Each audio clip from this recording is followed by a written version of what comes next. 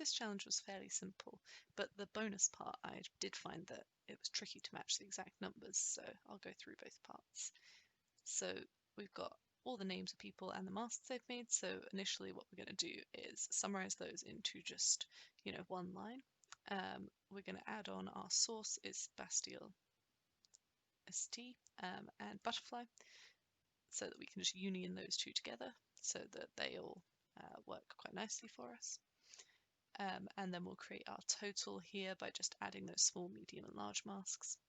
And to get our total row, then we do a summarize tool for joining both of them together, excluding kind of the source and the name, and do a dynamic rename just to get rid of that sum prefix, which we could easily have done, 4 different times in here, but it's just a bit quicker to do it using a tool. And then we union them in, making sure that they kind of come out in the right order so that we get to the same output as they want us to have. Now, a better way of doing those total steps, so this step and this step, is actually to use the totaling function in Crosstab, which I learned about, which I'd never seen before. So you want to transpose your data down. So you could even do this like earlier back. It would be a much more efficient way of doing it. But then when you crosstab it, then you want to scroll down and see these total column and total rows that you can tick, which I'd never seen before because basically I'd never really scrolled. So if that could just be a little bit bigger, that box, then that would be better to sort of show that that option is there. So that's part 1 of the solution. Now we're looking to see with these dimensions and with the dimensions of the cotton, how many cotton rolls are being used, or cotton bundles, sorry. So again, we're going to just union those two together again. We're keeping in the source of Butterfly just to get the ordering right later. We're transposing that down so that is now kind of tall thin data set. And for our mask dimensions, we have sort of D1, D2. Now, this is where I found I struggled. I was trying to work out how they wanted us to work it out first, so I thought they might be doing it by area, but no, this is how they are working it out.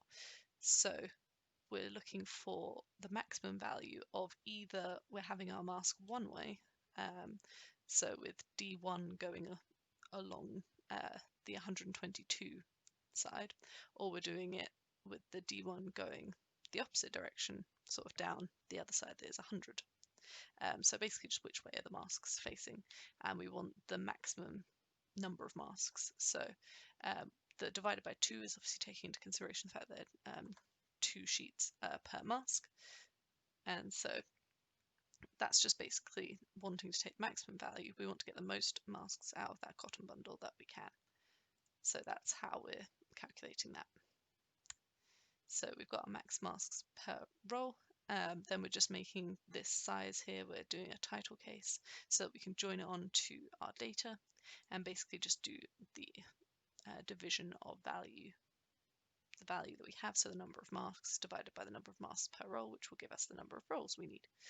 And we're taking the ceiling value obviously because we need, more to be able to create the masks rather than sort of rounding it down.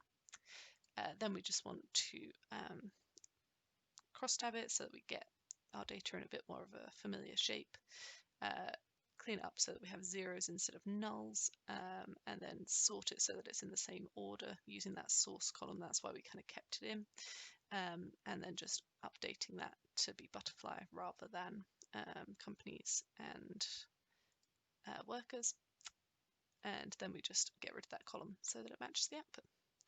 So I hope that was useful, and I hope that, I definitely learned something new with this challenge, so I hope you did too.